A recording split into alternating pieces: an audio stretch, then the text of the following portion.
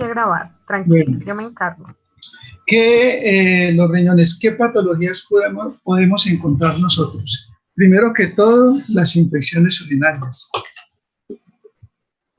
Las infecciones urinarias que en realidad lo que yo he visto es que son más frecuentes en las mujeres que en los hombres. Son mucho más frecuentes. Ahí están viendo la hoja de papel. Suba un poquito la pantalla, doctor. Súbala un poquito. Ahí. Otro poquito, otro poquito. Ahí. Sí, señor, Bueno, ahí la estamos viendo. Ahí. Las infecciones urinarias son mucho más frecuentes en lo que yo he visto, pues en mi experiencia, en las mujeres que en los hombres. Y en las mujeres se presenta más estrechez del meato urinario, o sea, la parte por donde sale la orina. El riñón está interrelacionado con una serie de estructuras. Es retroperitoneal, o sea que está recubierto en la parte anterior por el peritoneo y la parte posterior no está cubierta. Nosotros podemos hacer un esquema aquí de un riñón. El riñón del lado izquierdo es más alto que el riñón del lado derecho. La parte que está hacia la línea media, esta es la línea media, esta parte, eso se habla de que es cóncava, ¿sí? Y esta parte es convexa. El riñón, como les digo, del lado izquierdo está más alto con respecto, pues, viendo a la cabeza y los pies, que el riñón del lado derecho. Sí. Bueno, yo pensar, ¿ahí ven bien? ¿Ven mejor? ¿Ven mejor? Bueno, en el lado derecho hay una víscera que es la de mayor tamaño, que es el hígado.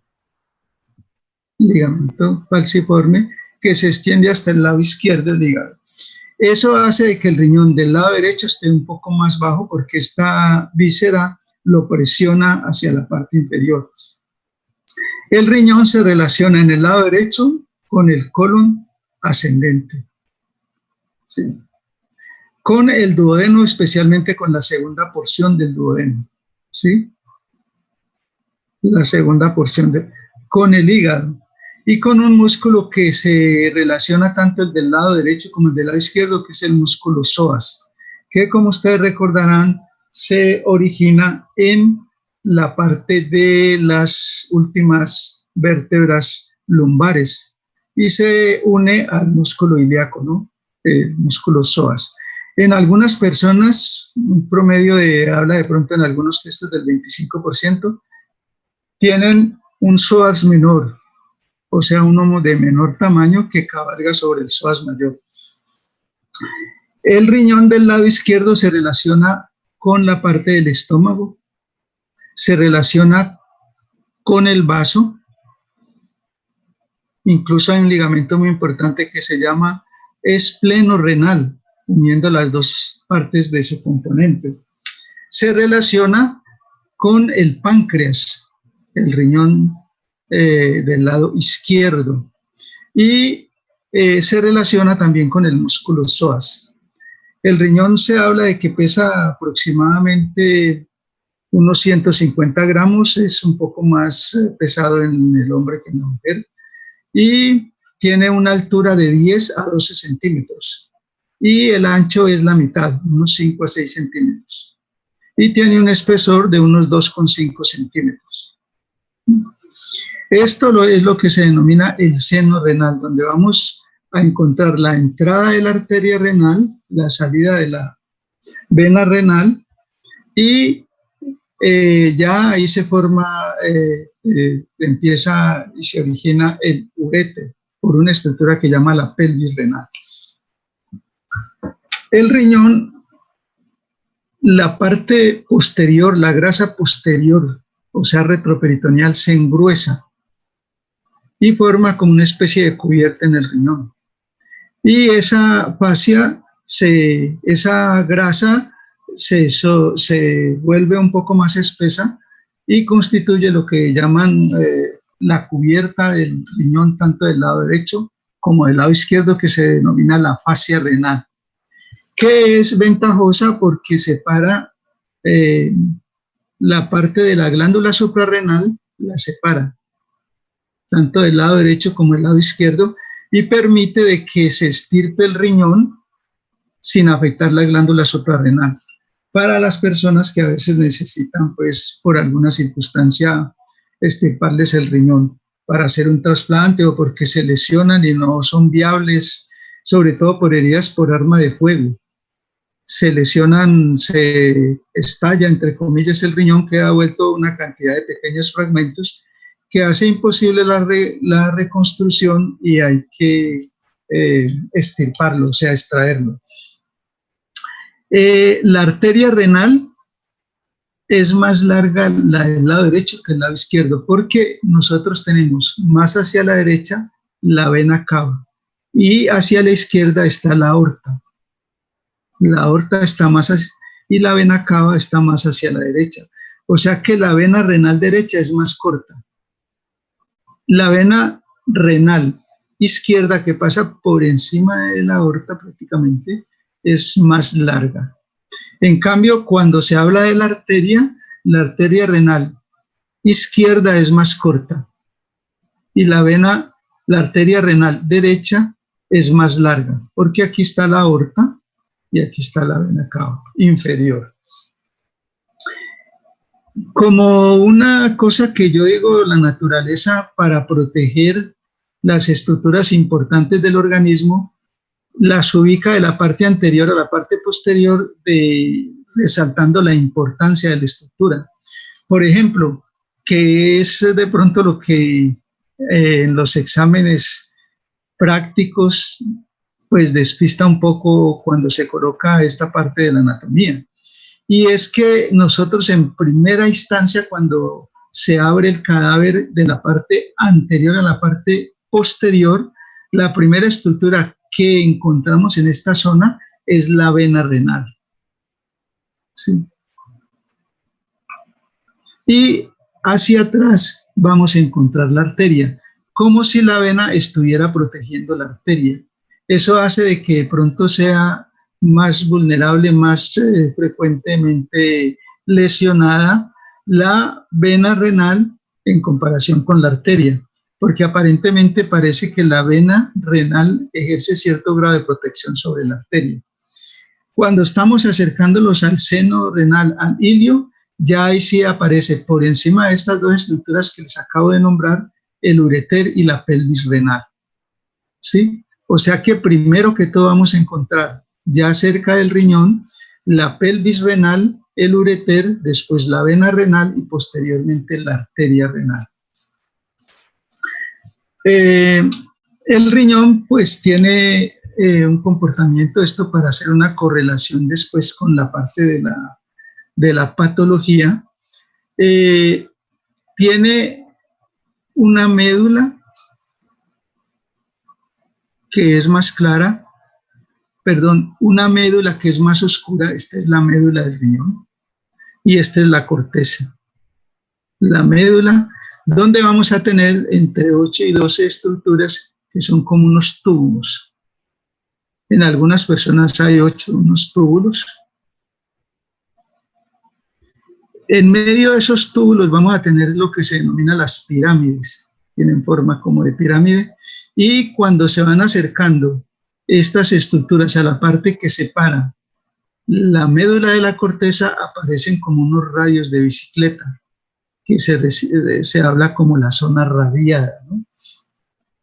Y aquí en la parte ya de la corteza encontramos una serie de puntos, como unas prominencias puntiformes, que puede evaluarse como la parte granulosa. Y tenemos pues la fascia renal, que está más hacia la parte externa.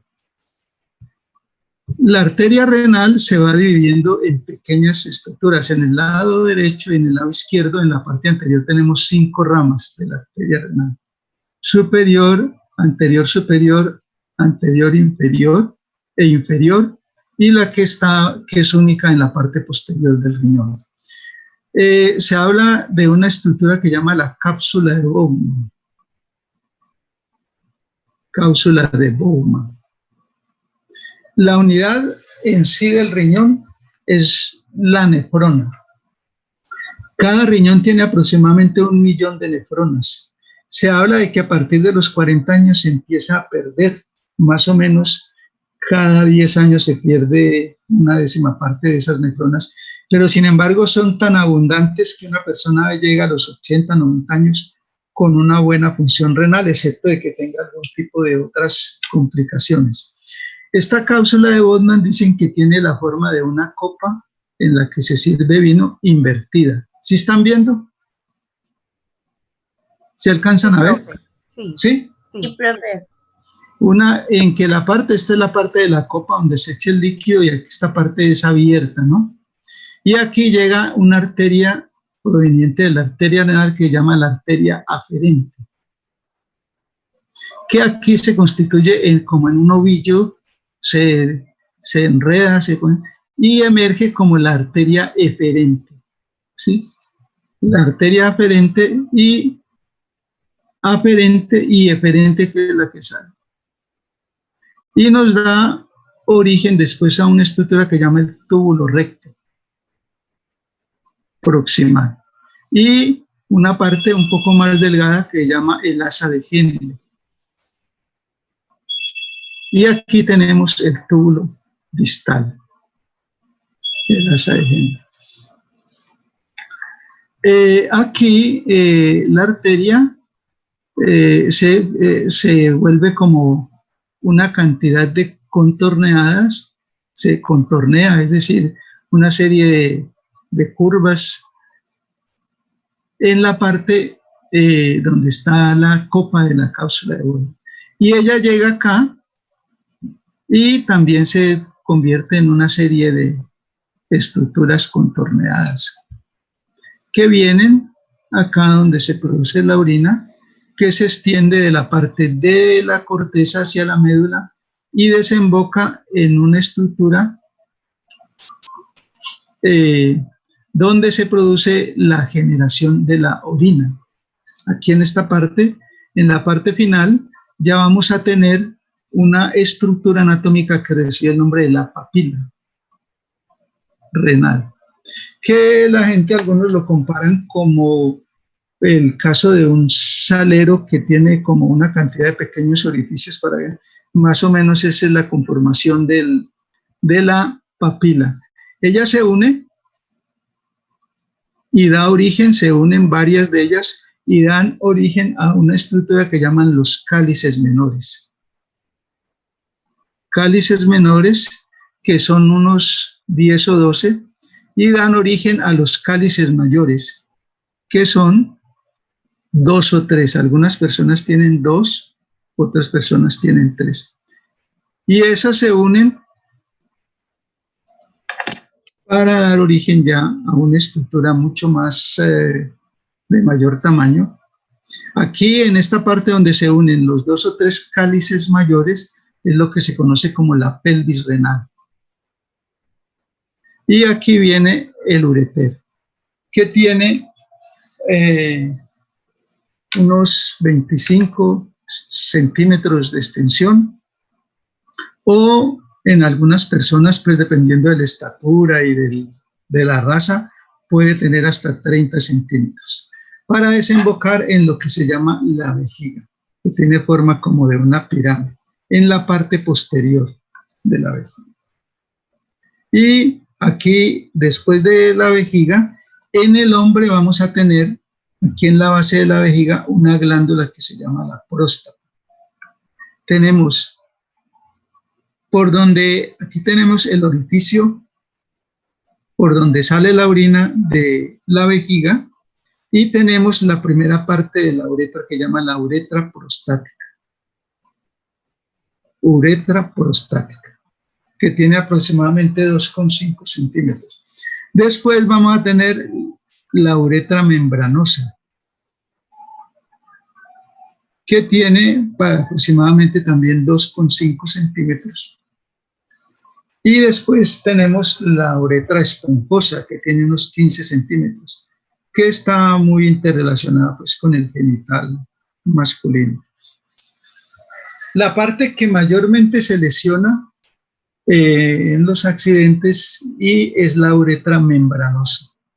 Sobre todo porque a veces está estrecho el orificio por donde sale la orina de la vejiga y se usa un aparato en acero con una especie de, dijéramos, un dilatador se llama, o beniqué se llama en algunos beniqué, que es como una varillita entre comillas de acero que se introduce por el meato auditivo externo, por el pene, y se obliga a avanzar para vencer cuando hay una obstrucción en la parte de la próstata.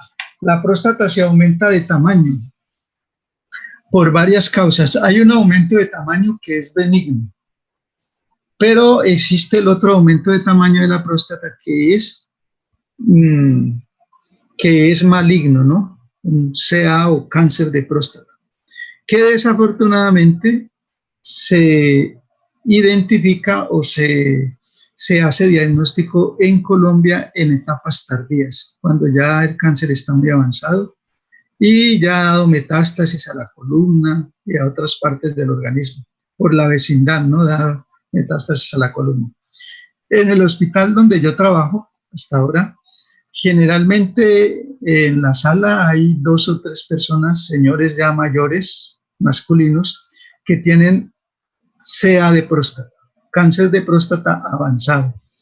Incluso el último que me tocó ver a mí, eso hace como un mes más o menos, una persona de 73 años, un cantante muy conocido de Palmira, y ya le detectaron pues en una etapa tardía, ya tenía metástasis, como les digo, a la columna, al hígado, porque se detecta en una etapa tardía. ¿Qué es lo que hay que hacer para detectarlo en una etapa temprana? Hacer un examen que llama el tacto rectal. Pues en realidad es molesto para el hombre que no otro hombre, o hay mujeres o médicas que son urólogas y que con un guante pues estéril, ¿no? Se unten una materia oleosa, silocaína o vaselina, y introduzcan el dedo para hacer una palpación de la próstata. La próstata, al introducirse los dedos por el ano, queda al alcance del médico que está haciendo el examen. Entonces yo les voy a mostrar en este momentico un video de cómo se hace un tacto rectal. El tacto rectal debe hacerse, le dicen que a toda persona mayor de 45 años. Así pues, para que de una vez ustedes tengan la idea, se introduce los 2 dedos, el índice y el dedo anular que llaman, o sea, el dedo del medio, con el guante y untado con silocaína, preferiblemente usar un guante estéril mejor, y se avanza. Ya les voy a mostrar pues un video cómo se hace el tacto rectal, pero les voy a dar un dato que creo es supremamente importante. Mientras ustedes estén introduciendo el dedo y tocando la próstata, que se toca hacia la parte anterior, es decir, ustedes introducen el dedo, los 2 dedos, el índice y el dedo del medio. Perdón, ¿Sí? doctor, ¿usted está haciendo algo con las manos? Porque es que no lo Sí, vemos, estoy solamente haciendo, vemos sí. la hoja. Bueno, ahí ven la hoja, ahí la ven, perdón, sí. Bueno, porque si quiere, levante un poquito la pantalla para poder ver cómo... No, ya les voy a mostrar el video. Bueno. Entonces, introducen los 2 dedos, digamos el segundo y el tercer dedo, y hacia la parte anterior palpan la próstata, que es como una estructura redondeada, que es semiblanda, ¿no? Pero la mejor indicación que ustedes deben de llevar en este momento es que a la vez que están haciendo el tacto, se están tocando la apófisis mastoides. ¿Ya ustedes ubican la apófisis mastoides? ¿Ya saben cuál es? En el cráneo, que está por detrás de la oreja. ¿Sí la palpan? Tanto el hombre. Sí ubican bien la apófisis mastoides. Tomen la oreja, el lóbulo de la oreja, y vayan un poquito atrás, ahí detrásito, ahí pegada, hay una parte prominente. ¿Sí la tocan? ¿Sí la tocan? Tóquensela todas a ver. Profe. ¿Sí? ¿Eh? Sí, profe. ¿Sí? ¿La Sí, alcanzan a profe. tocar? ¿Tocan la dureza de esa estructura? ¿Sí la tocan? Sí, profe. Bueno, ustedes están introduciendo el dedo, tocan la próstata y si la consistencia de la próstata es semejante, ustedes comparan a la que tienen en la apófisis mastoides, no sé si me explico bien, ¿no? O sea, a la vez que están tocando la próstata, se tocan la apófisis mastoides. Y si la dureza es semejante, eso quiere decir que la persona tiene probablemente, ¿no? Probablemente un cáncer de próstata. ¿Qué hay que hacer ahí? Pues bregar a tomar una biopsia de esa parte, o sea, de la próstata, para tratar de descartar que sea un cáncer. Sí, un CA, ¿no? Un carcinoma, que es pues ustedes saben que es maligno, ¿no? Cáncer quiere decir que es maligno. Ustedes inmediatamente se den cuenta de esa dureza de esa próstata, inmediatamente le ordenan un examen, llama una biopsia de próstata, que se la hacen por la parte perineal, eso lo hace un experto en eso, o si uno está capacitado la puede hacer, y la manda donde el patólogo. El patólogo hace unos cortes y en base a los cambios que presente el núcleo de esas células prostáticas, él va a decir con toda seguridad que eso es un cáncer. Y pasa a la segunda parte, que es la extirpación o la extracción de la próstata, para salvarle la vida a la persona, que la persona pueda vivir su vida normalmente. Pues él queda con ciertos inconvenientes cuando tiene pues la relación de pareja, porque ustedes saben que sobre la parte de la base de la próstata hay un conducto que llama el conducto eyaculador, que es donde se acumulan los espermatozoides mientras la persona no está pues con su pareja. En el tiempo en que está pues en sus actividades no está, los testículos constantemente están generando espermatozoides, los cuales viajan, maduran como espermatozoides, espermátides primarios, secundarios, espermatocitos, espermatogonias, y después se forma el espermatozoide maduro. Y él empieza a desplazarse por el conducto deferente. Ustedes recuerdan que va por el cunículo o cordón espermático, pasa y llega a la parte posterior de la vejiga y se ubica en la vesícula o la glándula seminal. Ahí se acumulan los espermatozoides. Y ellos, pues en el momento en que tiene la persona la relación con su pareja, viene el conducto eyaculador y expulsa, pues excreta o expulsa los espermatozoides. El problema que quedan a los que le sacan la próstata es que esos espermatozoides no salen expulsados, sino que se van a la vejiga. A la vejiga, eso pues no sé, algunos dicen que eso puede ser algo inconveniente, pero qué más que se le salva la vida a la persona. Ojalá esto no se les olvide. A una persona pues le piden permiso o que tenga problemas para orinar. ¿Qué otro problema hay con el aumento de tamaño de la próstata? Como por ahí pasa la uretra prostática, llega un momento en que paulatinamente va obstruyendo la salida de la orina de la vejiga. ¿Cómo se dan cuenta ustedes que una persona tiene problemas de próstata? ¿Alguien sabe o puede?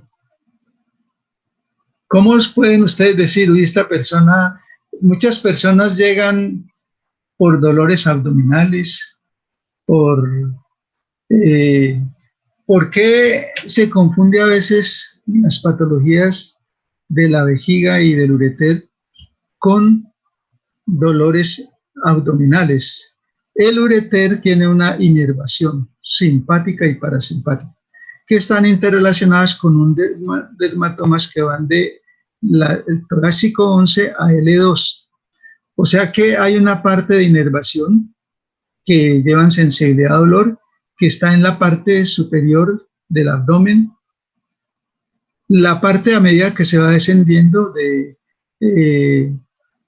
T11 a L1, L2, ya la parte de la sensibilidad viene en la región inguinal, o sea, en la fosa ilíaca derecha, y ya a medida que llegamos al dermatomo L2, va a ser en la parte superior, en el tercio superior del muslo medial.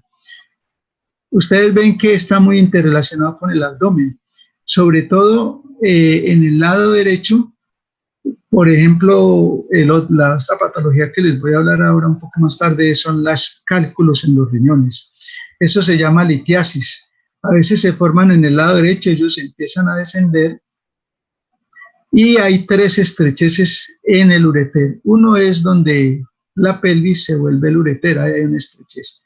La otra estrechez está a nivel de la pelvis falsa, o lo que ustedes recordarán cuando estudiaron el hueso coxal, lo que llama el estrecho superior, que está constituido por la parte de la articulación sacroiliaca, la línea arcuada, el pecten del pubis y la unión, la sínfisis del pubis. Ese es el estrecho superior. Cuando el ureter pasa por ahí, por el estrecho superior, por encima está la pelvis falsa y por debajo está la pelvis verdadera, ahí hay otra estrechez. Y la tercera estrechez está cuando desemboca en la vejiga el ureter, y ahí se encuentra otra estrechez donde pueden pues quedar los cálculos estacionados y generar dolor por la parte sensitiva, por los dermátenos. Y en el lado derecho se confunde mucho el dolor que proviene de un cálculo de una patología del ureter del tercio distal con la apendicitis aguda que está en el lado derecho.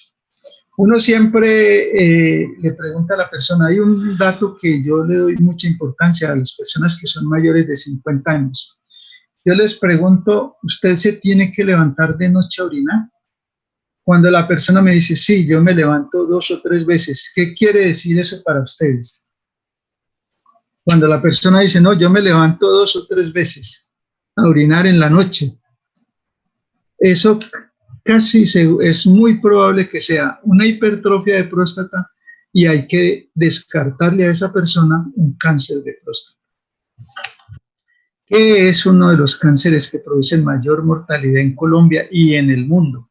Por lo que yo les decía que no se detecta pues en el momento oportuno donde se pueda operar, ya llegan en etapas avanzadas. Nosotros aquí tenemos la desembocadura del uréter derecho, del uréter izquierdo, y el orificio por donde sale la orina ya para la uretra, eso se llama el trígono vesical. Trígono vesical. Y por fuera de ese trígono nosotros tenemos mucosa y submucosa, pero aquí en esta parte del trígono vesical no tenemos submucosa. Esa es la parte que ayuda a distinguir el trígono vesical. Desembocadura del uréter izquierdo, del derecho, y por donde sale la orina ya a la uretra prostática. Cuando a una persona le toca levantarse a orinar en la noche, es porque esta estructura, la próstata, está aumentada de tamaño y ya ha ido obstruyendo, ha ido tapando paulatinamente la luz por donde sale la orina. Y ya la persona se le llena la vejiga de orina 1200, 1500 cc, y como no puede salir adecuadamente la orina, siempre va a tener la vejiga un poco llena de orina. Sale y va y orina y son unas goticas y le toca hacer mucha fuerza. La parte más difícil es cuando la persona, por el crecimiento de la próstata, por un tumor o una hipertrofia benigna, ya se tapa completamente la salida de orina. Y eso genera unos dolores muy fuertes que incluso a la persona a veces se le coloca morfina y ni con eso se calma el dolor, ni con la morfina. Esa persona se le hace un procedimiento que se llama talla vesical, que ahora vemos, que es por la parte de encima de la región suprapúbica del pubis, se introduce una pequeña aguja de calibre delgadito, se aspira orina porque está llena y se pasa una sondita por ahí. Eso se llama, ese procedimiento se llama una talla vesical. Ya saben ustedes, siempre a toda persona, a sus papás, a sus abuelitos, preguntarles, abuelito, ¿usted se tiene que levantar de noche a orinar? Si él dice sí, 2 o 3 veces, estén, mejor dicho, casi seguros de que tiene aumentada de tamaño la próstata. ¿Qué se hace ahí? Una primera etapa es pedir una ecografía de próstata. Ecografía de próstata. Y ahí el ecografista nos va a decir si está aumentada de tamaño o no. Eso se clasifica en grado 1, grado 2 y grado 3. O sea, a medida que aumenta de tamaño muy gigante, ya es 3, grado 3 y hasta grado 4. Así es que se clasifica.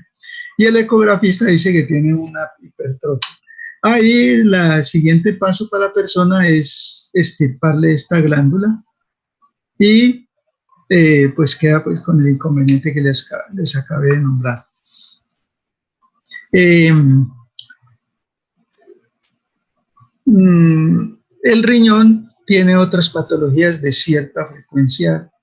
Les hablaba de la infección urinaria.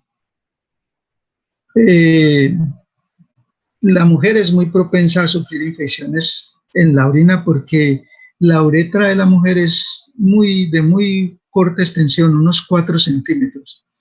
En cambio, la del hombre tiene 15, unos 20 centímetros de largo, en la mujer son unos 4 centímetros. Y eso hace que por vecindad, donde hay bacterias, en la parte de la genital femenino, la vagina, los labios, colonizan y muy frecuentemente hacen con cierta frecuencia infecciones urinarias. La otra cosa es que ellas, por ser tan de poca extensión la uretra, generalmente a veces se generan estenosis, o sea, de pronto se inflama, cicatriza y va disminuyendo el calibre, el diámetro del orificio por donde sale la orina, que son 0,3, 0,5 centímetros, y hace de que no pueda salir la orina adecuadamente y se infecte por estar aquí detenida.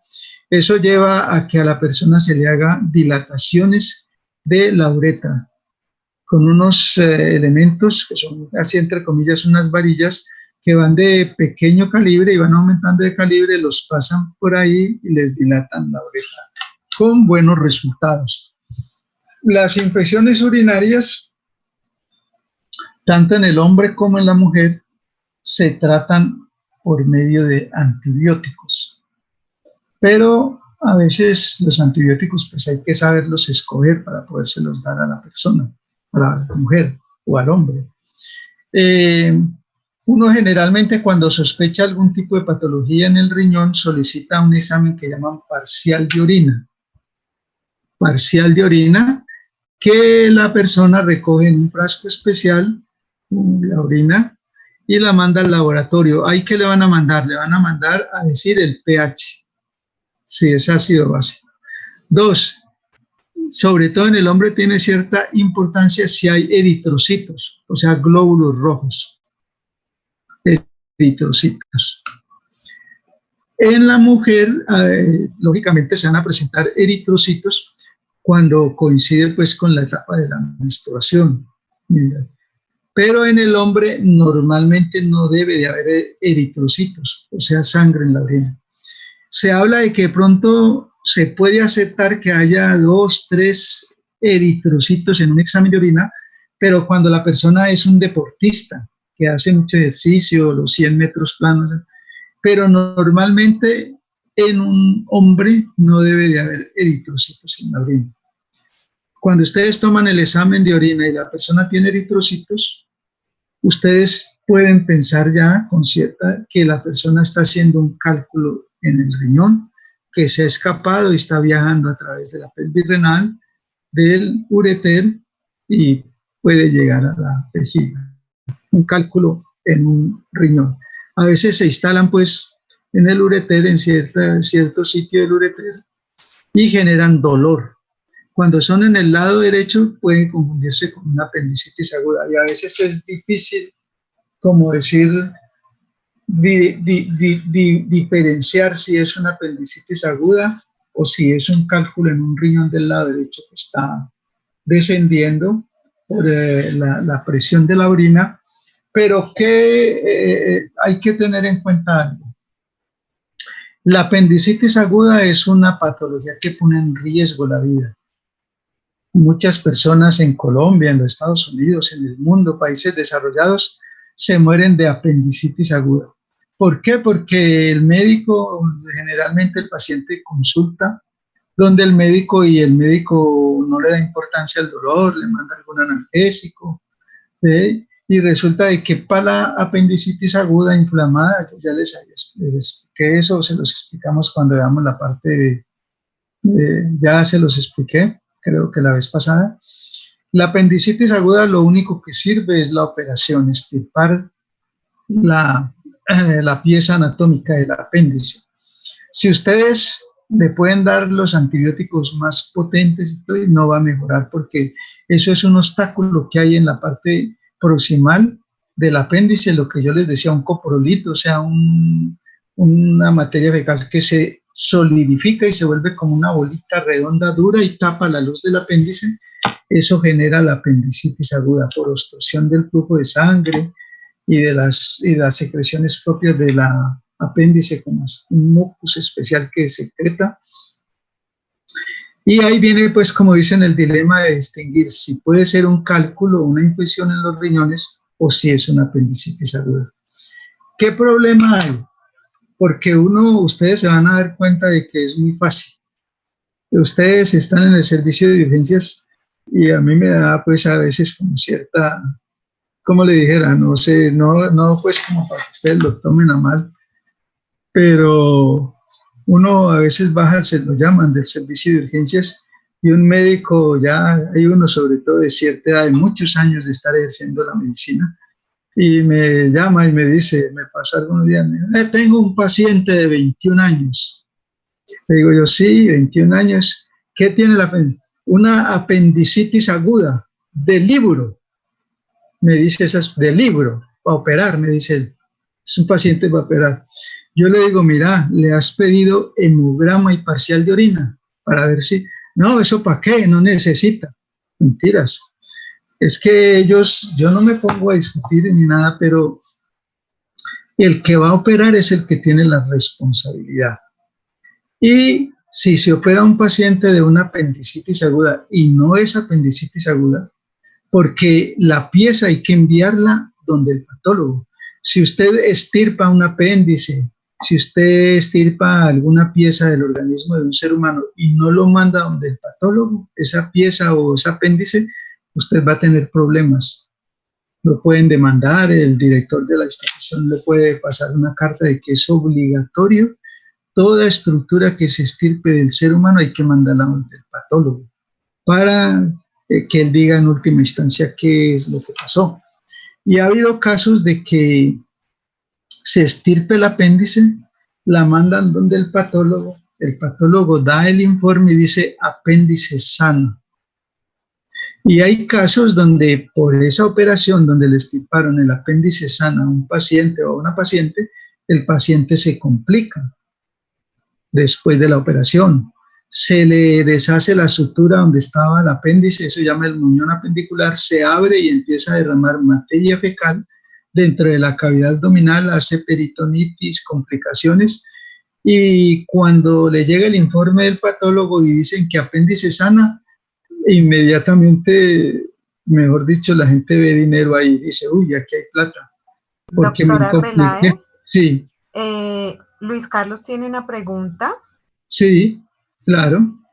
Dígale. Doctor, entonces, cuando un paciente llega con un dolor pues la zona inguinal derecha. Sí, en la fosa ilíaca derecha, en el lado derecho de la parte inferior, sí. Sí, entonces uno para descartar que sea apendicitis, uno se cura en salud, pues por decirlo así, y manda primero el examen de orina antes de claro, el examen de orina y el hemograma. Porque siempre, a mí así, no le digo, eso me dicen, que no, que porque cuento de exámenes, que eso es una apendicitis de libro, paciente para operar, me dice el médico. Yo me digo internamente, claro, como no lo va a operar él, si se le complica, él no le dice nada, yo soy el que voy a meterme en el problema. Pero yo no le digo nada, le digo yo, no, espérate un momentico, sí, yo voy a pedir un hemograma imparcial de orina mejor y tal cosa. pero yo no me pongo pues a discutir con ellos, pero así es, vea, es tan tremendo eso, que a veces la auxiliar, que uno pues le da pena, la auxiliar no tiene pues, lo llaman, venga, venga, es que para que venga yo pedí una apendicitis aguda. Como digo yo, mejor dicho, es muy difícil, pero uno tiene que tener paciencia. Yo les aconsejo paciencia, no se enojen con los colegas, no traten mal a las auxiliares, porque usted trata mal a un auxiliar y haga de cuenta que trató a las 10 que trabajan en un servicio de urgencias. Ellas son muy unidas y, mejor dicho, se le vuelve a usted la vida complicadísima. Sí, con buena y lo mismo, de buenas maneras, no, tirámosle a él un momentico un parcial de orina y un hemograma. ¿Por qué el hemograma? Que es lo que yo les decía. Hay leucocitos que son, cuando uno tiene alguna infección o algún problema, esos leucocitos, así como para que ustedes todos caigamos en cuenta, son como unos soldados que están en los cuarteles, dijéramos así, porque hay tranquilidad, no hay nada, pero ustedes se dan cuenta que cuando hay un problema de orden público, todo, salen los soldaditos a las calles a controlar. Lo mismo pasa cuando hay una apendicitis, los leucocitos, que es lo que se pide siempre en un hemograma de leucocitos, están aumentados en la sangre porque están defendiendo al organismo de una infección, de unas bacterias que quieren destruir, salen. ¿Qué es lo que le da una guía? Que los leucocitos, que son como los soldaditos que lo defienden a uno de la infección y de la apendicitis y de los problemas, han salido y están aumentados. Si la persona lleva varios días, generalmente se habla que hasta 10.000 es normal, que son, pues, por decir algo, los que están pendientes de cuidar así la calle en tiempos de paz. Pero si una persona tiene 12.000 leucocitos, y eso, el examen generalmente trae unas líneas donde dice normal hasta 10.000 y hasta 5.000. 5.000 y dice ahí normal entre 5 y 10. O sea que si está entre esas dos cifras es normal. Uno ya dirá no, ahí no tiene, es muy posible que no tenga apendicitis, porque los soldados todos están guardados. Pero si tiene una apendicitis, debe tener, empieza el primer día 12.000, 14.000. Si lleva 5 o 6 días, ya son 25.000. O sea, ¿qué quiere decir eso? Que no se ha podido controlar. ¿Por qué? Porque lo único que sirve para una apendicitis es la operación. Pero hay un problema muy tremendo que hay que enfrentar. ¿Cuál es el problema? Que en Colombia, y yo creo que en otros países hasta desarrollados, una persona le da algún dolor y todo, y si, como aquí la droga es de venta libre, usted va a la farmacia, deme 30 pastas de ampicilina, que es un antibiótico, deme un ibuprofeno, que es para el dolor, deme una buscapina, y la gente toma, porque la gente le tiene miedo al hospital y le tiene miedo a una operación. Ya cuando la cosa está súper complicada, que no le valió el antibiótico, no le valió el ibuprofeno, el diclofenac, no le valió nada, ni los antibióticos, pega para el hospital. Como tiene temor de que si le comenta eso al médico lo van a regañar, ¿usted ha tomado alguna droga? Le pregunta a uno. No he tomado nada. ¿Tomó acetaminofén? No, señor. ¿Tomó ampicilina, el antibiótico? No, señor. Eso cada rato pasa. Uno hasta a veces está a punto de cometer errores, porque personas que llegan, incluso el último que me tocó a mí ver, perdone que les cuente la experiencia, una persona que trabajaba en el ejército de Palmira con un dolor abdominal de 32 años, con la esposa. Yo lo vi un sábado a las 9 de la noche y estaba furioso, él y la señora. No los saludé, no me contestaron. Le dije, siéntese, no se quiso sentar, señor. Le dije, ¿qué le pasó? No, yo estoy disgustado porque estoy desde las 9 de la mañana y hasta ahora me viene a atender usted. Le dije yo, es que a mí no me lo habían pasado. Y me dice estas palabras, mire, eso fue un viernes por la noche, mire, yo estoy bien. Se levantó la camisa y se dio totazos así en el abdomen con la palma de la mano, ya estoy bien. A mí no me duele nada. Se me quitó todo. Deme salida. Afortunadamente yo dije, no, esperemos. esa es una parte muy importante, no precipitarse ustedes a darle salida hasta que no estén seguros. Estuvo toda la noche del viernes, el sábado lo fui por la mañana y me dijo, estoy muy bien, vea, me comí hasta un pedazo de mango y eso hasta me acabó de mejorar, pedazo de mango que me comí. De pronto a mí le dije, no, tomémosle una ecografía. Sábado. Pues en el hospital no toman ecografías, lo mandé a un centro popular que hay en Palmira, que es precisamente Centro Médico Popular, donde hay un radiólogo con una ecografía, un ecógrafo pues, modesto. Él toma ecografías particulares y yo me valgo mucho de él los sábados, sobre todo. Le dije, vea, usted tiene 30.000 pesos para que tome una ecografía del apéndice. Me dijo, sí, yo los tengo. Lo mandé y vino con el resultado y decía el radiólogo que tenía algo en el lado del apéndice que no se podía descartar, una apendicitis aguda.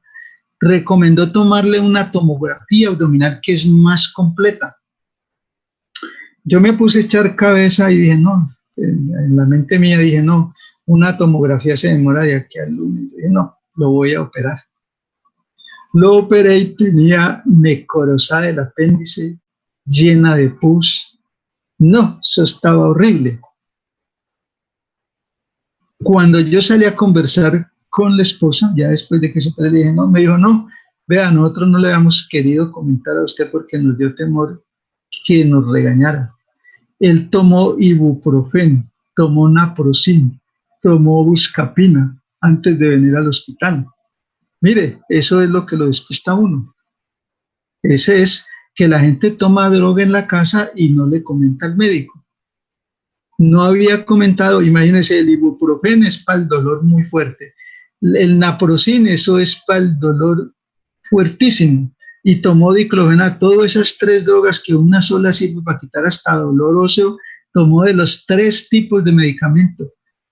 Y uno, pues vea, es que uno está expuesto, por eso hay que tener mucha prudencia y mucha, bueno, ustedes ya se dieron cuenta, se puede confundir un cálculo en el ureter, en la parte terciodistal, con un dolor abdominal que puede confundir a la persona.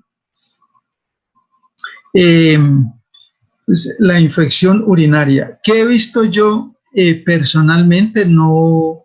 ¿Por qué le da cálculo en los riñones y en el ureter a las personas? A veces un cálculo puede afectar muchísimo el riñón y puede dar una insuficiencia renal. ¿Cómo se da cuenta uno que una persona tiene una insuficiencia renal? Pide un examen que se llama creatinina. Creatinina, que mide el funcionamiento del riñón, si está funcionando bien. Generalmente las cifras normales van de 0,5 a 1. Creatinina 1 cuando llega está bien. Pero por ejemplo, si tiene creatinina 2, uno dice está en una etapa de preinsuficiencia renal, o sea que le van a fallar los riñones.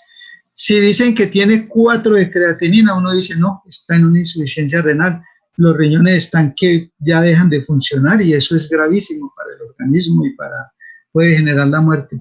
Esas personas hay que mandarlas a donde un nefrólogo, o sea, un especialista del riñón, y él empiezan a tratarlo y empiezan un programa para hacerle un trasplante renal. Colocarle un riñón de un donante particular o a veces es mejor un familiar, un hermano, una hermana, algún familiar, porque el rechazo, ustedes saben que a toda persona que se le coloca un riñón de otra persona, el organismo inmediatamente empieza a rechazarlo, a tratar de destruirlo porque como dicen, esto no me pertenece a mí, y usted no tiene por qué estar aquí, riñón, y empieza a dañarlo y a destruirlo. Para eso se usan drogas que llaman inmunosupresoras, que bloquean el rechazo, inmunosupresoras. La persona que le hacen un trasplante de riñón tiene que estar tomando droga inmunosupresora para toda la vida hasta que se muera y si no le falla el riñón. Eso hace, ¿qué es lo que yo he visto en lo poco que he observado en los servicios de urgencias? Llega una persona, le toman una ecografía y dicen tiene cálculo en el riñón, del lado derecho, o tienen el uretero. Bueno, yo he visto que esos cálculos les dan a las personas que toman mucha leche o comen mucho huevo. Incluso los dos que vi ahora último, vi un señor que cálculo en los riñones.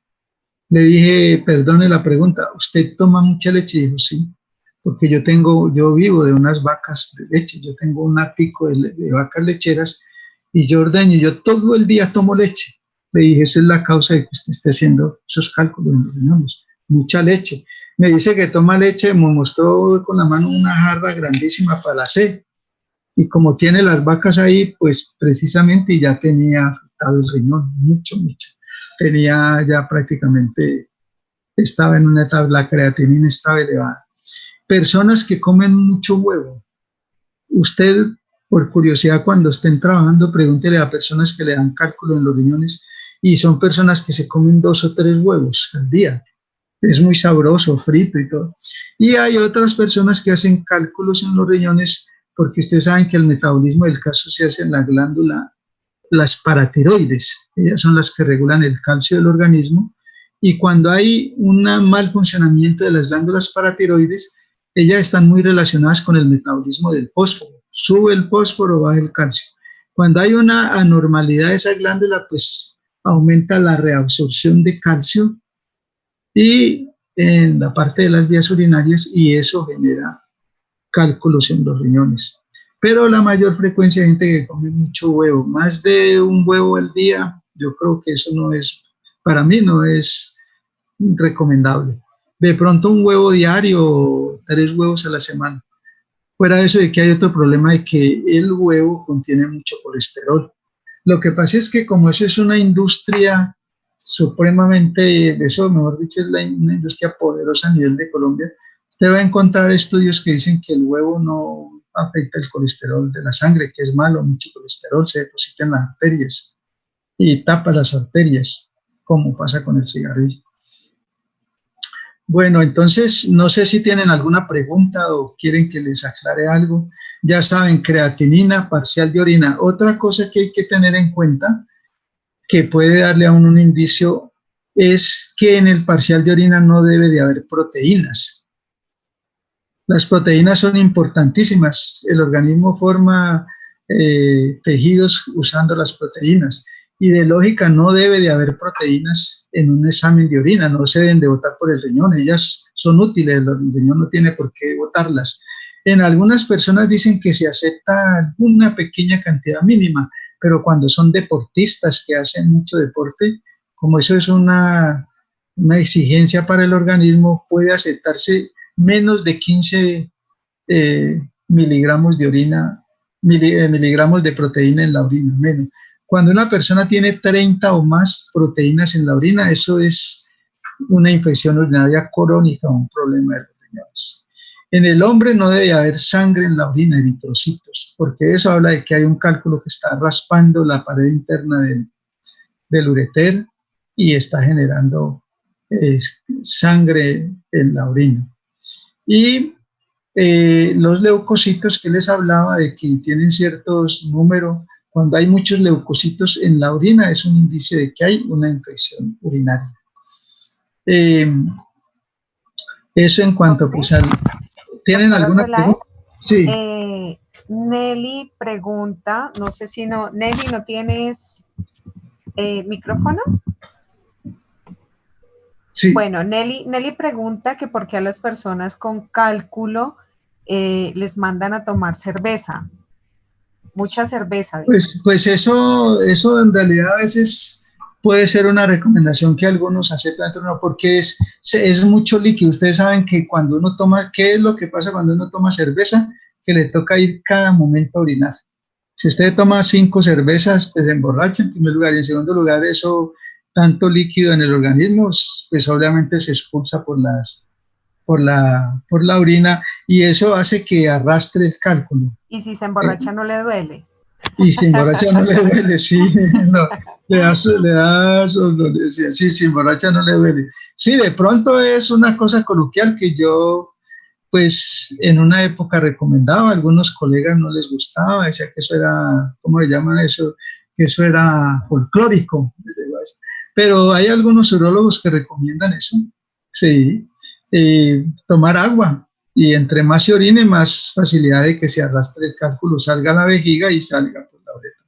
Y esos cálculos a veces son de pequeñísimo tamaño, uy, para pensar tanto dolor que producen cuando son de mucho tamaño. Ya se usa en este momento una cosa que llaman litoctricia, que es que con unos aparatos especiales que producen sonido, los desmenuza. Se lo colocan en la espalda, en la región lumbar, y los desmenuzan, los vuelven más pequeños que puedan salir por la uretra prostática, la uretra membranosa y la uretra esponjosa, y salgan. La salida es muy dolorosa. Eso llega un momento en que, como le digo, hombres, esos que y lloran del dolor tan berriondo que produce un cálculo descendiendo por el ureter, es un dolor impresionante. Y sí, muy recomendable pues consumir suficiente líquido para que la orina esté fluyendo normalmente. Y ustedes, estos túbulos contorneados proximales, túbulos contorneados distales, están, como les decía, en la corteza. Pero hay unos que son de mayor, este es, dijéramos así, la corteza. Esta es la corteza y esta es la médula. Está en la pelvis renal. Y hay unos de estos túbulos contorneados, las cápsulas de Bowman, que son más largos y llegan más en profundidad en la médula, ¿sí? Estos son muy importantes porque cuando la persona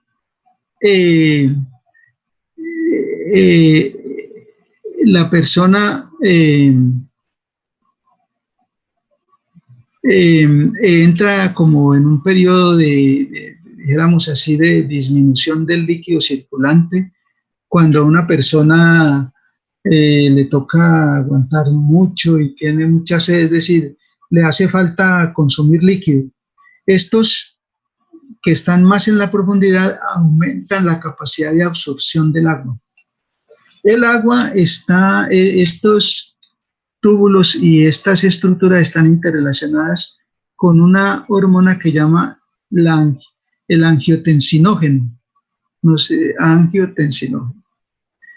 Y en esta estructura, esta hormona está interrelacionada con el hígado y con los pulmones.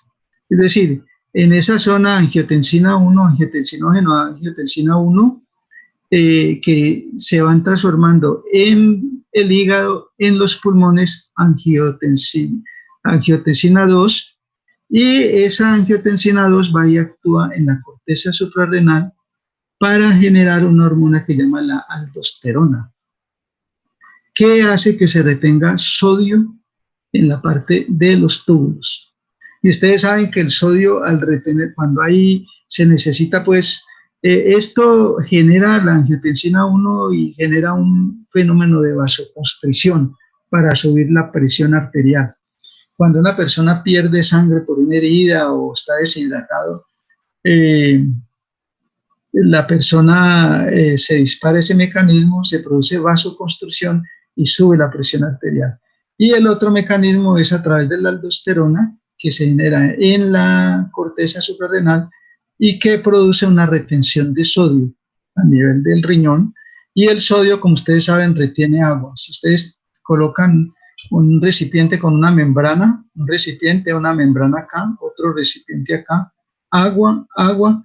Si le echan sal a este recipiente, a este no, el agua tiene la tendencia de pasar por la membrana al sitio donde está el sodio.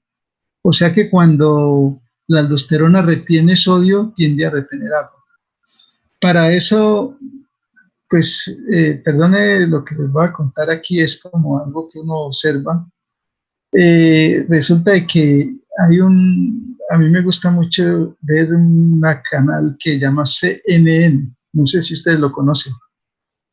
Entonces, CNN es un programa, eso es una cadena de televisión de noticias de los Estados Unidos, está en Atlanta, la sede principal. ¿Ustedes no han visto, no? señor. Sí, pues esta semana presentaron un caso muy dramático. Resulta de que presentaron unas personas, dijéramos así, bondadosas, que han creado un grupo que se llama Águilas del Desierto. No sé si ustedes, Águilas del Desierto. Resulta de que la frontera que tiene México con los Estados Unidos es inmensa, 2.000 o 3.000 kilómetros. Y eso hay muchos desiertos, despoblados, y las personas de México, de Honduras, de El Salvador, más que todos esos países, tratan de llegar a los Estados Unidos a través de esas zonas despobladas, indocumentados. No tienen documentos, de Honduras, de El Salvador y de México. Llegan hasta México, que es fácil llegar por carretera, y buscan un sitio en el desierto, en la frontera, para pasar de México a los Estados Unidos. Resulta de que, eso es impresionante, la cantidad de gente que muere. Ahí mostraron en ese programa, esas personas Águilas del Desierto son un grupo humanitario que se ha dedicado a buscar personas que desaparecen. Dicen que eso llegan a ver hasta 800 personas muertas en el desierto, que están solo los esqueletos. Pero el jefe de ellos, que dio en el programa todo lo que ellos hacen bregando a rescatar personas, dicen que la mayor parte de las personas mueren deshidratadas. O sea que es la falta de agua, es decir, mueren porque se afectan los riñones. Que esas personas, yo no sé, les falta agua o llevan y no llevan suficiente cantidad de agua. Y, por ejemplo, han encontrado personas que están muriéndose deshidratadas y ellos les ofrecen ayuda y no aceptan. Quieren seguir, que porque ellos prefieren seguir y arriesgar la vida que los rescaten y los saquen pues para México. El detalle es ese, de que mueren deshidratadas, o sea que la parte que los lleva a la muerte es la ausencia de agua y los riñones dejan de funcionar. Y el otro error que cometen es que el deseo de tomar agua hay cantidad de lagos donde el agua está detenida y está obviamente llena de bacterias y está infectada el agua. Y es tanta la sed que llegan y toman agua con esa ansia de lo deshidratados que están, y eso les genera diarrea por la infección en el intestino y mueren más rápidamente. Ustedes ven ahí la importancia de los riñones. Pero aquí aparte les cuento que han inventado un aparato que a mí me llamó la atención. Es como un tubo de unos 20 centímetros, azul, y que ellos lo tenían las Águilas del Desierto, y está el agua fea, contaminada, y introduce el tubo dentro del agua y eso aspira el agua por la parte proximal, y aquí está pues el lago, y que eso purifique el agua, la hace potable. Yo no sé si será cierto, ellos mostraron ahí, pero eso es una ventaja, que la gente se informe de eso, ¿no? Ahí ven ustedes, pues, como les digo, la importancia de los riñones en el funcionamiento del organismo, de todo el organismo. Es básico el riñón, muy importante. Bueno, entonces les voy a mostrar, primero hay cosas muy buenas en cuanto al progreso de la ciencia. Sobre todo España, que está por el lenguaje, está muy relacionado con nosotros. En este momento están extirpando un riñón afectado por medio de un robot. Yo les voy a mostrar, si Dios quiere. O sea que la persona, el que opera, no necesita estar en el sitio. Una persona puede estar en la Patagonia y tener pues una salita adecuada, y con ese robot una persona que esté en España le puede extirpar, sacar un riñón que está mal o que está sangrando. Y también están haciendo trasplantes de riñón por medio de la laparoscopia. Y les voy a mostrar cómo se coloca una sonda vesical. Ya yo le conté a la profesora la anécdota que me tocó. No sé si la profesora... Yo le conté la anécdota, profesora, que me pasó. Sí. ¿Se las cuento o no sería? Sí, claro, eso es experiencia para ellos, profe, claro. Sí, yo trabajo en un hospital Pues afortunadamente ustedes los que están en Palmira van a ir a rotar allá, desde que estén en cuarto, quinto y el internado, y afortunadamente muchos que terminan los contrata el hospital como médicos. Es bueno trabajar en el hospital porque es una entidad pública y es bueno, es decir, ahí es una oportunidad, muchos quieren trabajar. Pero el detalle va que una médica que terminó en la Santiago, incluso pues les digo bien, pintosa ella, rubia, eh, la nombraron de médica, pero como el hospital le dice, no, usted váyase a trabajar en consulta externa, usted vaya para urgencias, usted váyase de ayudante de cirugía, como médico ayudante de cirugía. Y entró a ayudar a cirugía y estábamos con el anestesiólogo, la médica, y estaba yo y la instrumentadora. Señor de 70 años, me parece que se le iba a hacer una hernia inguinal. Y como estábamos ocupados, llegó un momento en que el anestesiólogo pues quería tener control de cuánto orinaba el paciente y pues para tener el control de funcionamiento del riñón, le dijo, doctora, colóquele una sonda a ese paciente. Y ella alzó las manos así como cuando uno se sorprende, las dos manos así, ¿sonda vesical? Yo nunca he colocado sondas vesicales. Pues le digo que el anestesiólogo se enfureció. Pues perdón lo que les voy a decir, vea, le cogió y dijo así, médica, y pues yo no sé qué, ¿cómo es posible que te hayas graduado de médica y no hayas pasado nunca una sonda vesical? Médica, y le mentó la madre.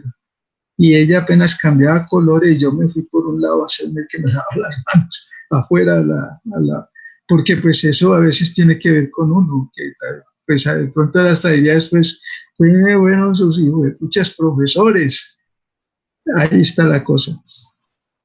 ¿Por qué? Porque es que hay personas, ¿cómo? Sí. Yo tengo una pregunta, ahorita que usted habla lo de la sonda vesical, ahorita os dijo cuando hay un agrandamiento de la próstata, dijo que se presionaba sobre el canal. Entonces, en caso tal de que, digamos, el paciente tenga un agrandamiento de la próstata y se haya pasado una sonda vesical, ¿no pasaría debido a eso? Sí, debido a hay dos tipos de sonda. Una sonda que llaman Foley. ¿Sí están viendo? Foley. Que es como de un material, es de elástica, es de un material parecido pues a lo que hacen los guantes, Foley. Esa sonda tiene un sitio por donde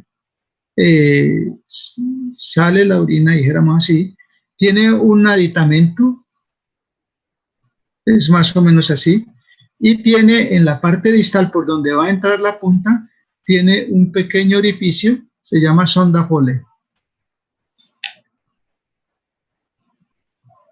Pero entonces una sonda Nelaton que es más delgada sí podría pasar, porque la Foley, no, espere, pues, yo le explico bien, espere, yo le digo, un momento. Entonces aquí va la parte de la punta que tiene un orificio por donde va a entrar la orina y otro, y esta es la sonda Foley, que es como de un material con que se hace como elástico. Esta parte tiene una estructura que viene aquí internamente, esto, y aquí hay una especie de baloncito, de balón, ¿sí? Usted le unta silocaína, que es como una sustancia que es analgésico, la silocaína es analgésico y es un gel. Usted desinfecta la parte del glande bien desinfectada, se coloca guantes estériles.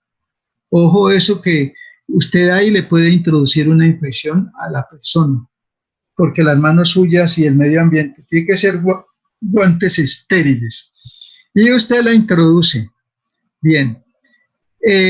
Una vez, ¿usted cómo sabe que está introducida? Porque usted ve que sale orina por acá. Sale orina. Una vez salga orina, usted con una jeringa, aire, infla este balón.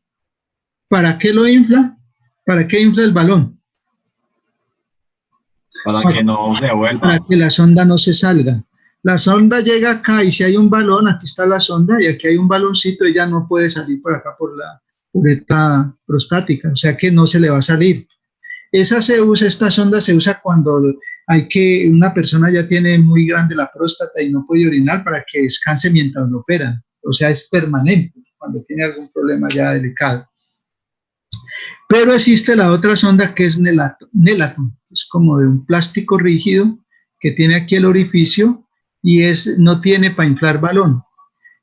Uno sí, usted tiene razón, uno intenta siempre con la Nelaton, con la Foley, pero si no puede, pues uno intenta con esta que es más rígida, esta es como de un plástico, rígida, es más rígida, tiene ese orificio.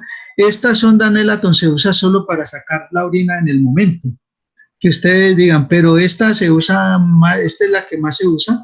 Por ejemplo, el anestesiólogo se va a operar a un paciente y él quiere saber si el paciente está orinando o no, qué cantidad orina, porque si está orinando muy poquito, él le coloca suero. Si orina, él le gusta estar mirando eso, se le coloca aquí como una especie de bolsa que tiene medidas. Sí, aquí se empata, tiene medida y dice 250, 500, mira, está orinando bien el paciente. Si un paciente se opera y no ha orinado, ya ahí es algo grave, está perdiendo sangre o algo. Bueno, entonces Nelaton, que no tiene balón, que es de plástico rígido. ¿Qué pasa? Sí, a veces no se puede pasar. De pronto usted llega a pasar una sonda Foley y puede intentar con esto, porque hay unos aparatos de acero que llaman Beniqués, que son una varilla así de acero que viene de distintos calibres, o sea, más pequeño, más grande, ¿sí? Tiene para poder, se llaman Beniqués.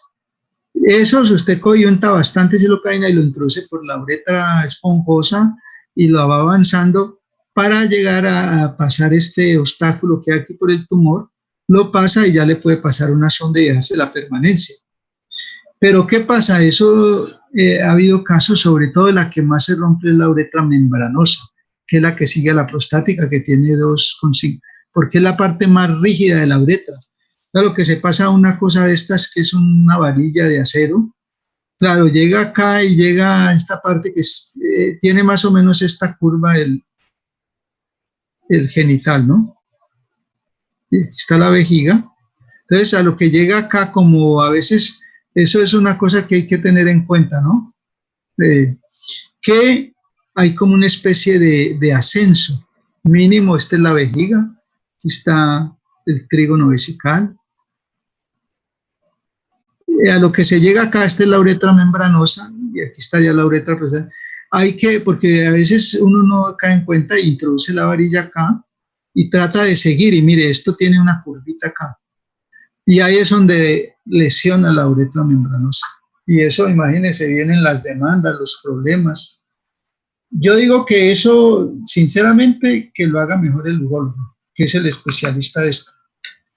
Yo siempre digo, no, el urólogo que le pase el Beniqué para dilatar el obstáculo. Si ustedes están y no pueden pasar esta, ni pueden pasar esta, le pueden intentar con esta. A veces se empieza de un calibre mayor y se va pidiendo más pequeños, de menos diámetro, hasta que es bien delgadita. Si no pueden pasar, es mejor que ustedes digan, no, tiene que ir al urólogo. ¿Sí? No sé si le quedó satisfecha la pregunta. ¿Le quedó satisfecha la pregunta, doctor? ¿Le quedó claro? ¿Le quedó claro? Sí, señor, pero pues, ahora que dice usted eso, también tenía otra duda, qué pena. Es que pues, sí, referente a lo mismo. Dale, Marco, tranquilo. Es que pues yo soy auxiliar de enfermería y recordé ahorita que una vez cuando yo estaba trabajando, una paciente, en caso de ser la mujer, ¿no? Y ella tenía cáncer vaginal. Y me mandaron a pasarle la sonda pues para hacerle cateterismo vesical. Y pues con la sonda Nelaton, la más pequeña, el menor calibre, y no pude. Entonces, en este caso se veía, es que tenía, pues la región era muy endurecida. También se necesitaría utilizar ese instrumento que usted dijo, porque pues no lo había escuchado. No, sí. Para una persona que es mujer. En la mujer es más fácil. Hay menos riesgo. En la mujer, porque la mujer solo tiene 3 o 4 centímetros de uretra. Y ahora van a ver ustedes que es una pequeña porción. Y ahí sí se puede usar. Y de hecho, a las mujeres la usan mucho porque ellas sufren muchas estrecheces de la uretra con cierta frecuencia, por la vecindad de gérmenes patógenos que inflaman y mejoran, inflaman. La mujer sufre mucho de estrechez uretral y este aparatico sí es útil, el Beniqué. Este es bien, la punta es como bien afiladita, es una bolita ahí bien, como dijéramos, bien redondita, bien para que no tenga ningún riesgo de que le vaya a lesionar. Y colocar silocaína, esa silocaína en jalea es muy buena, eso ayuda mucho. La que es, porque ella viene estéril, ¿no? O sea, no tiene gérmenes. Tratar de no usar, pues, silocaína que de pronto ya le hayan sacado una parte y la hayan contaminado. Siempre tratar de pedir, eso es económico, eso no vale mayor cosa. La silocaína es una bendición para nosotros, para el médico. Un frasco de 50 centímetros vale 5.000 pesos cuando es líquida. 5.000 pesos, imagínense. Y con un frasco usted puede hacer hasta hernias inguinales. Operar hernias con un frasco de 50 cc, o sea, con 5.000 pesos de anestesia. Bueno, ¿tienen alguna otra pregunta? Listo, profe, gracias. ¿Alguna otra duda, chicos, para el doctor Arbeláez? No, doctor, parece que no. Bueno, entonces vamos a mostrarles los videos, ¿no? A ver si